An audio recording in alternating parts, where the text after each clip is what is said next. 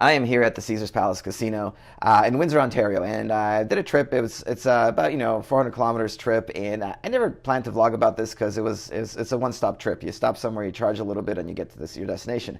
But we had a problem, and this is one of the most annoying things about owning an EV. It doesn't happen very often. I did a whole trip through the U.S., about 3,000 miles, and it never happened. But here it did. As I said, this is a one-stop trip. On the way down here, I could have probably made it in one stop, no stops at all, but it's a 4-hour trip, so I am going to stop somewhere for coffee and food. So I get here, and I picked a hotel that has charging. There's a number of hotels in the area that do have charging. I picked the Caesars Palace Hotel. They have this parking lot over here that has no charging at all, but they do have an overfill lot over there. They use it, in case this parking lot is full. And they also use it for RVs, where there's NEMA 1550 plugs. So everything's cool. I got a place to sleep over for the night. I got a place to plug the car in. I get here, and apparently they're doing some sort of event in that other space, and those RV chargers aren't available to me anymore. They're blocked off. So now I got a car with very little power, and I have to make a very trivial trip that's 400 kilometers long.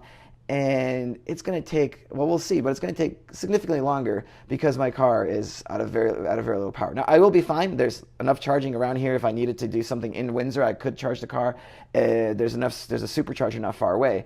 But you'll see how much longer this trip takes because the car doesn't start fully charged. And that's my pet peeve. And it's nothing to do with Tesla or any of the other EV manufacturers.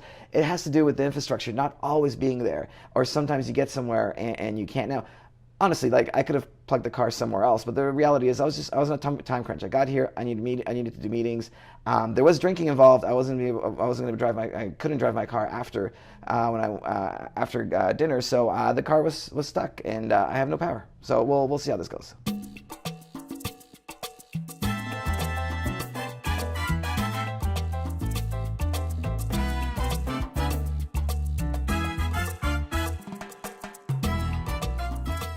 All right, so here we go.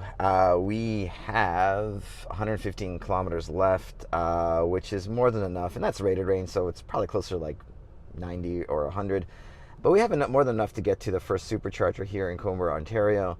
But we're going to be charging there for 40 minutes, and then we're going to be stopping at Woodstock for another 25 minutes before getting to Toronto. Now, this trip, if I was on a full charge or even 90% charge, I would probably just be stopping at Woodstock for 30 minutes at max. So, overall, I guess it's not costing me that much time. It's next to 35 minutes of the trip, but we'll actually see what actual charge time is. Yeah, and I should stress this as well. There were other options in Windsor, Ontario to charge. I didn't need to stay at this hotel. It's just that it was already booked.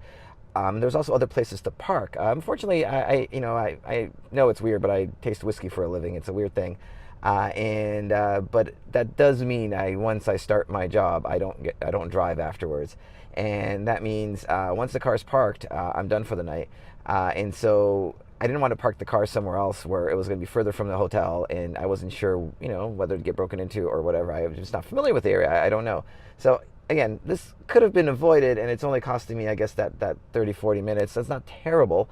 But it does suck. And it wouldn't have mattered if I had a supercharger here in Windsor, because I'd still be waiting that 40 minutes to charge. So at the end of the day, and I should also mention the hotel's actually really nice. Caesars Palace did great. They're like, hey, we'll valet it and we'll plug it into a wall connector and all that. But valeting and then wall connectors, it was going to probably save me maybe 3 minutes of charging at a super. I would have gone like 24%, maybe probably more like 20% charge extra, which maybe would have saved me at a supercharger really like 5-10 minutes. I don't know. Anyway. But yeah, I wasn't planning to vlog this, but hey, look, it's an interesting trip now, so let's see how it goes.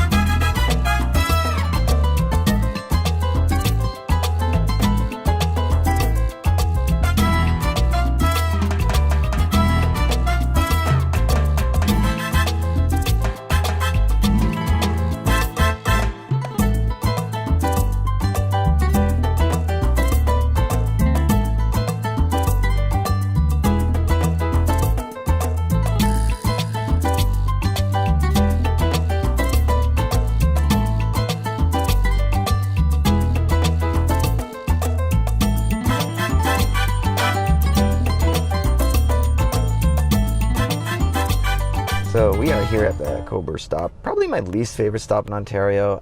It's just you're staring at a gas station the whole time. Anyway, I got here at 63 kilometers, so again, range wasn't really an issue to the supercharger, but as predicted, and I'm guessing this happens to me often because I kind of figured it would, it went from 40 minutes, but now that it's starting to charge, it's going to 50 minutes of being here, and yeah, that's definitely going to delay the trip. The ETA hasn't changed yet, still says we'll be there by 2:32. But anyway, we plugged it in 10:15, kind of when it predicted we would. Yeah, I don't know. We'll see how this goes. I'm going to find somewhere to eat and get a coffee. But yeah, that's really unfortunate. This stop was completely skippable had the hotel had a charger. Charge ended up being only 40 minutes. I got a notification at exactly 10:55 that the car was ready to go. As you can see, it's 11:07. I was doing work at the coffee shop, and so, you know, as things go, I was finishing up an email. So that's 30 minutes for a full charge. It's not actually to the next destination. So we have enough power. And I guess because we spent 10 minutes extra here, we might spend a little less time in Woodstock, but probably not. And our ETA of getting to home has gone from 2:31 to 2:53 p.m. So we got to hurry because Toronto traffic starts about that time, and I want to avoid that.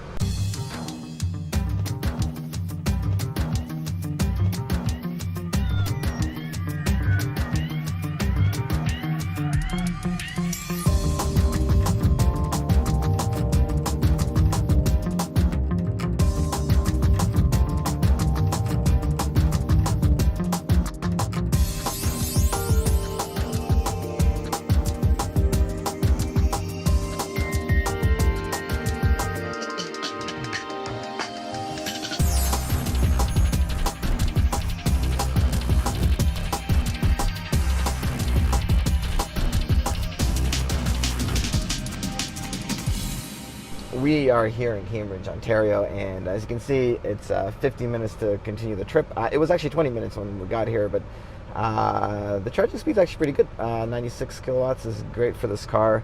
I rarely see it go above 100, or 99 rather, I should say. I usually see it around 90, so I'm really happy with 96. That means we're getting more kilometers per hour. And yeah, I'll be ready to go in 50 minutes.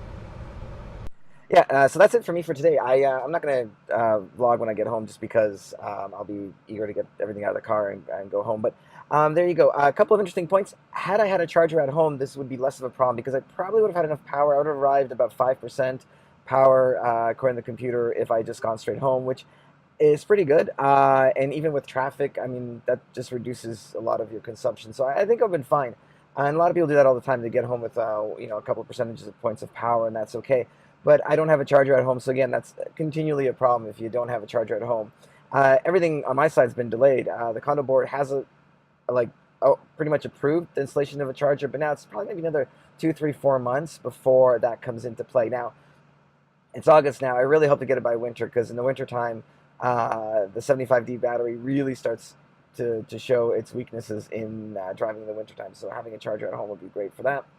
And yeah, no, I mean, I think overall it seems like it cost me an extra 30 minutes that because I didn't have the car fully charged leaving the hotel room. And you know, we say this all the time. If you own a Tesla, you will have to be a little bit more vigilant. You will have to call ahead at the hotel and ask them if they have a charger ready. And in fact, I did do that, but by the time I called them, I was already pretty much committed to staying there.